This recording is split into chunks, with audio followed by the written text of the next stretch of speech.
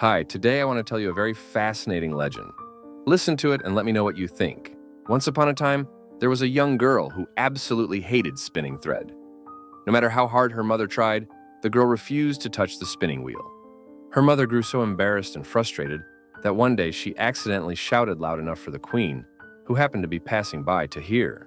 The queen stopped and asked, "Why doesn't your daughter work? Can she not spin?" Not wanting to admit the truth, the mother quickly lied, "Oh, your majesty, my daughter is the finest spinner in the entire kingdom. No one can match her skill."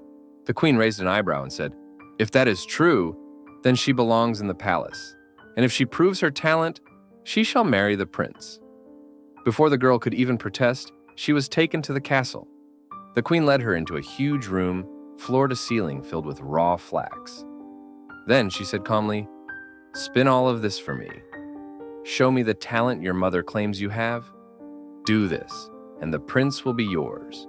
When the queen left, the girl broke down in tears. She had no idea how to spin even a single thread, let alone an entire room of flax. That night, as she sat crying in the moonlight, three strange women suddenly appeared. The first had an enormous lower lip, the second had huge, thick thumbs, and the third had a wide, heavy foot. Despite their unusual looks, their eyes were warm and kind. The first woman asked, "Child, why are you crying?"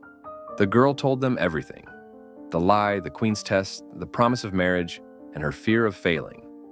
The second woman said, "If we spin all this flax for you, will you honor us at your wedding and let us sit beside you? You truly deserve the prince," she said. The wedding was arranged at once.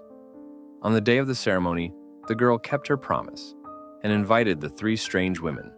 They walked in proudly and sat beside the bride. The prince, startled by their appearance, leaned in and whispered, "Why do they look like that?" The women answered calmly, "This is what happens when you spin all your life.